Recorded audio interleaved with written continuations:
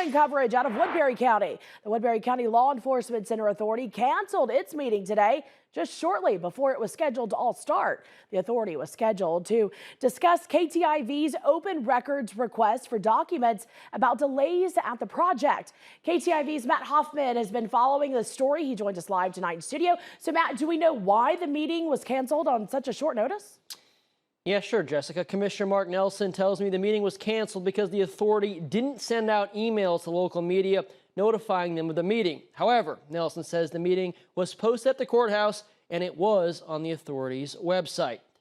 On the authority's agenda, KTIV's request for communications and documents about delays at the project. The jail is about $20 million over budget, and its completion date was pushed from last September to April 9th of this year. KTIV paid an original estimate of $3,015 back in December, but the authority is now requesting more than triple that amount to fulfill our Freedom of Information Act request.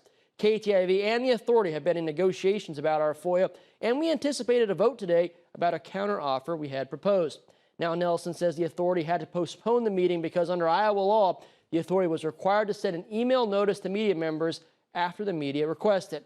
He says an email did not get sent out in this case because the authority's secretary was gone last Friday, and a fill-in did not send out the notice on Monday.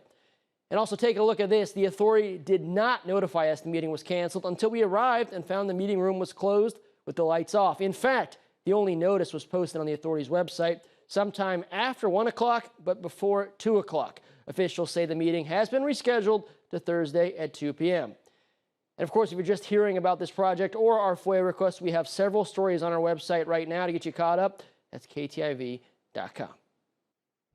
All right, Matt Hoffman, thanks for the update. Right now, let's take a live look outside. Check out the sky in Spencer, Iowa tonight. Looking absolutely gorgeous.